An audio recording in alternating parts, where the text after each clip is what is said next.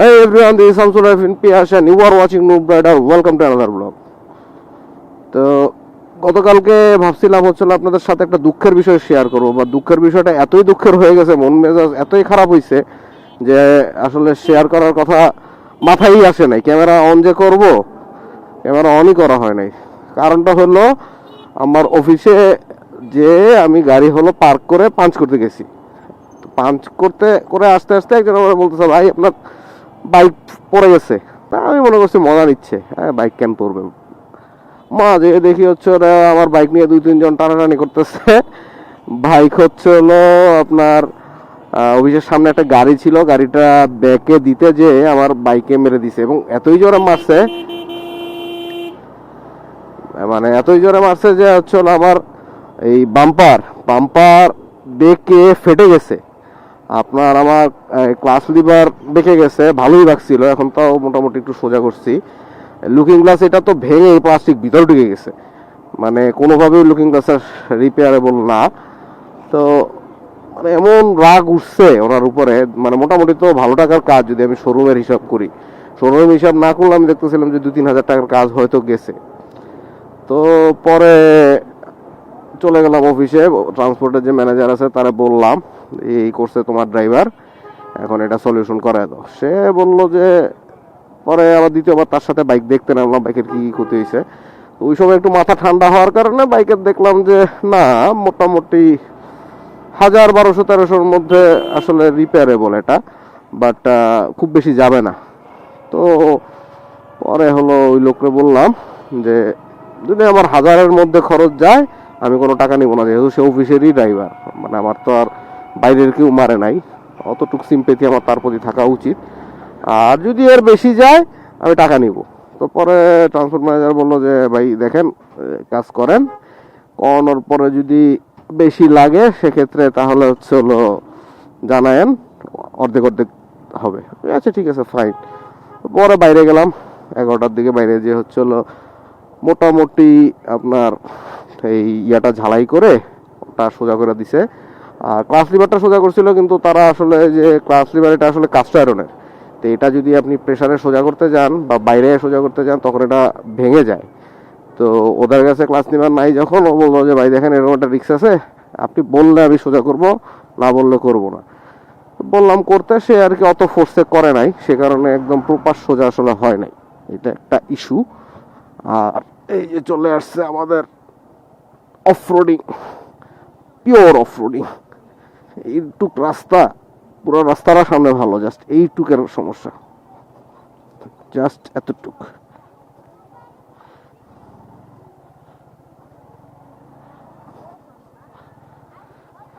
ও pure off-roading, এছাড়া আর কিছু নাই। চাকা অটোমেটিক ঘুরে যাচ্ছে,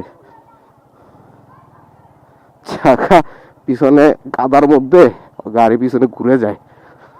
আচ্ছা, যেটা বলতেছিলাম, অফরোডিং চলতে থাকুক, আমার গল্প চলতে থাকুক। তো এরপরে দেখলাম বাইরে যে ওখানে 200 টাকা হয়ে গেল। তবে একটা ব্যাপার অখুশি, যে লুকিং গ্লাসটা লাগাইছে, looking glass is not original. আমার বলছিল অরিজিনালের মতোই হবে, তো লাগানোর পরে অরিজিনাল থেকে একটু বড়, ভিউ অ্যাঙ্গেলটা এটার বেটার, বাট আমার মনে হয় না ওইটাই আমি যেভাবে সাপোর্ট পাইছি ওইটা এটার মধ্যে হবে না। তো তাও খারাপ না এটা। এই যে ছোট আমি গ্লাসটা লাগাই যে আপনার ডিস্টেন্সের জিনিস দেখার জন্য, এটার মধ্যে এটা লাগানো লাগতেছে না, কারণ এটার মধ্যে ক্লোজ রেঞ্জ আমার পিছনে পর্যন্ত দেখা যাচ্ছে। ওই দিক হিসাবে ভালো। রাতে আসলে কেমন সাপোর্ট দেয় এটা একটু দেখা লাগবে। আর রাতে বলেন বা ওভারঅল ডিস্টেন্স ক্লিয়ারেন্স কেমন আসে এটা একটু দেখার বিষয়। ওইটা যদি ওকে হয় তাহলে গ্লাস ওকে। তো এটা নিল আপনার 400, আর 200-600 টাকা আমার কাজ হয়ে গেছে, তাই আর তাদের থেকে কিছু নেই। গরিব মানুষ বলে, গরিব মানুষ। আর অফিসে যে পরিমাণ তাদের স্ট্রিক্টে থাকে, নিতে ইচ্ছা করলো না। যাক, বাইরের লোক হইলে হয়তো ছাড় দিতাম না, বাট নিজেদের অফিসের স্টাফই তো। অফিসের স্টাফ কিন্তু এক হিসাবে আপনার কলিগও, হ্যাঁ। তো কলিগ হিসাবে একটু স্যাক্রিফাইস মনে হলো যে করা উচিত। আর ওই লোকও আসলে তার অনুশোচনা যদি বলি, আমার পছন্দ হয়েছে। সে আমার কাছে মিনিমাম সারাদিনে 10-15 বার সরি বলছি। এবার আমি 6টার সময় যখন অফিস থেকে বেরোবো তখনও সে আমার বাইকের সামনে দাঁড়ায় আছে, দাঁড়ায় আমার সরি বলতেছে। তো যাই হোক, এই যে একটা মেলা এখানে দেখছেন, এখানে কত কিছু পাওয়া যায়। হ্যাঁ, ইন্ডিয়ার আইসক্রিম চলে আসছে এই জায়গায়। তো এই যে আপনার প্লাস্টিকের জিনিস, কাপড় চোপড়, সামনে খাবার দাবারের স্টলও বসে, বেলুন, বাচ্চাদের জিনিসপত্র। মানে এটা একটা মেলা যেটা প্রতি রবিবার বসে, এভরি সানডে। আমি গত 1 বছরের উপরে দেখতেছি, কোনো ঝড় বৃষ্টি যাই থাকুক, এটা আপনার এই মেলা বসবেই। এবং মানে এখানকার মানুষ প্রচুর জিনিসপত্র কিনতে আসে, উৎসবের মতোই আর কি। এখন প্রতি সপ্তাহে হইলে আসলে কেমভাবে কিভাবে উৎসবটা ধরে রাখে, এটা একটু আমার কাছে প্যারাদায়ক। আমার কাছে হয়তো লাগতো না। এবং এই মেলাটার জন্য এইটুক জায়গা একটু জাম হয়, এটা একটু সহ্য করে নিতে হয়, বিষয় না।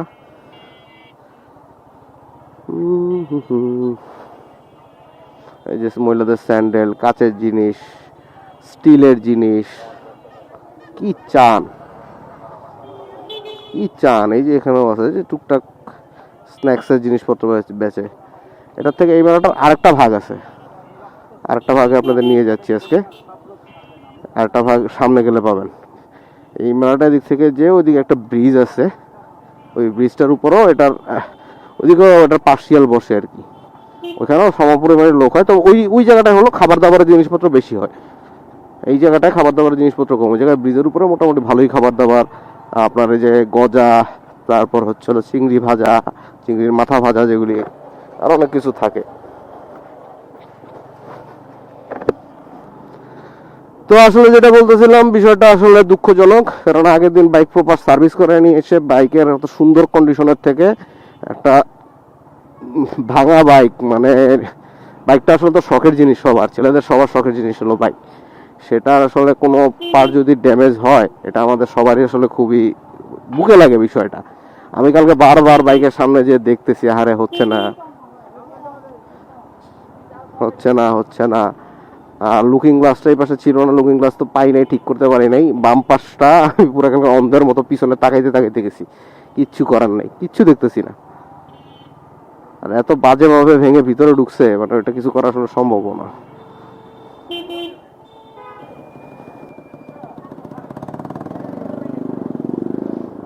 এক্সস্ট লাগাইছে 4B, মানে ছাপড়ি হইতে হবে, এটা আর আসলে আমি কোনো মানে পাই না। ওয়াই 4B মানে ছাপড়ি? 4B মানে কেন লাউড এক্সস্ট? 4B মানে কেন স্পিড? কোনো কারণই নেই। গাড়ি দিছে, বাইক দিছে, প্রয়োজনে ইউজ করেন, থ্রিলের জন্য ইউজ করেন, বাট এইটা কেমন থ্রিল? এই যে এক্সস্ট লাগাইছে, আরেকজন শুনতেছেন কিনা আপনারা বুঝতেছি না, ক্যামেরা কতটুকু আসবে, মানে কি বলবো। আচ্ছা যাই হোক, এই যে ছাপড়ি কথা বললাম, এই যে মেলার কথা বলছিলাম, এটা হলো সেই মেলার আরেকটা জায়গা। এই দেখেন এখানে যে ভাজা টাজা হচ্ছে, আখের রস পাওয়া যাচ্ছে। এই জায়গায় খাওয়ার জিনিসটা তুলনামূলক বেশি ওই জায়গা থেকে, এবং এই জায়গায় মানুষের ভিড়ও বেশি। এই জায়গায় আমার পোর্শনটাও বড়ই মনে হয়। এই যে খাজা গজা হচ্ছে, ভাজাভাজি হচ্ছে, পেঁয়াজু, তারপর আরো পিঠা টিঠা অনেক কিছু পাওয়া যায় এই জায়গায়। এই জায়গাটা তুলনামূলক হলো একটু ওই জায়গা থেকে জমজমাট। ওই জায়গাটা অল্প একটু এসে সেটা ভিতরে গলিতে অনেকটুক গেছে। এবং এটা সপ্তাহে প্রতি রবিবার এখানে মেলাটা বসবেই বসবে, এটা নিয়ে কোনো সন্দেহ নাই। এখানকার মানুষজন এটা এবং খুব আগ্রহ নিয়েই আসে। এই রাস্তাটাও খুব সুন্দর। এই রাস্তাটা সকালবেলা যখন যাই তখনও ভালো লাগে এখনো। বিশেষ করে এখানকার মানুষজন এখানে বিকালে একটু ভিড় হয় এদের জন্য, এরা হাতে চলতে আসে। আসলে ঘোরার জায়গা তো আসলে বাংলাদেশে কম, তবে এই রাস্তাটা আমার কাছে লাগে যানবাহন ভাবে চলতে দেওয়াটা উচিত না।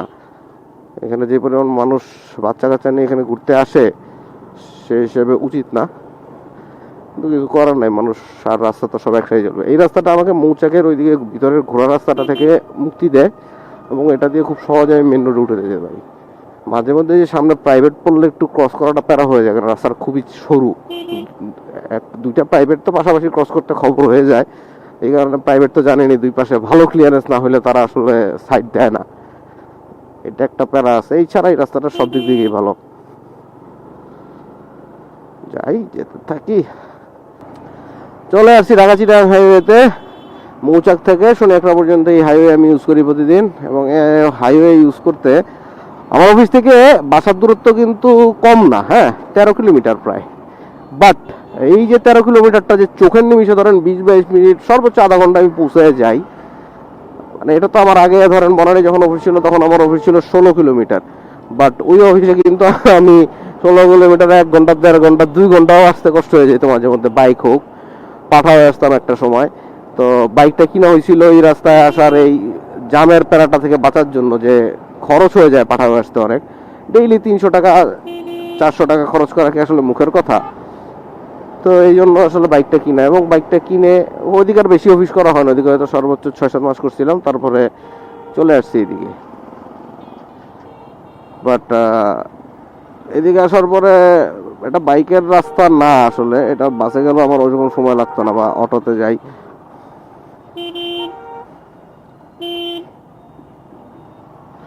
রং সাইডে বাইকারদের দেখলেই আমার ম্যাচ খারাপ লাগে। Why wrong side? নিজের রাস্তায় থাকতে কি সমস্যা? শালার অটো হারামজাদা আরেকটা বাই নিতেছে।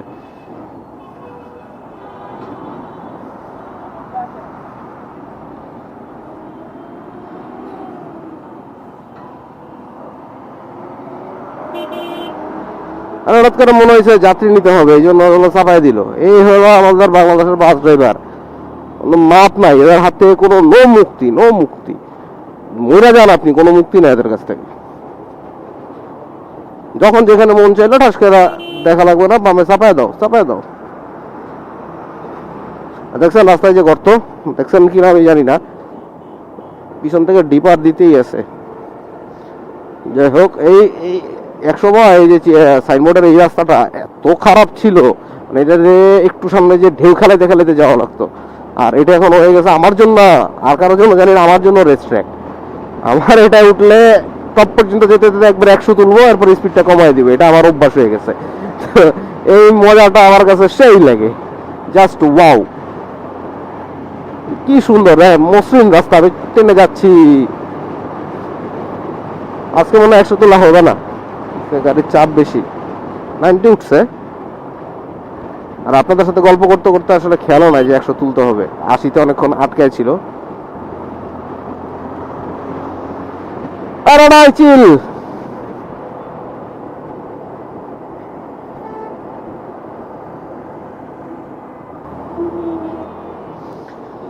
সন্ধ্যা হয়ে গেছে, এটাকে কি বলে, গধূলি লগ্ন।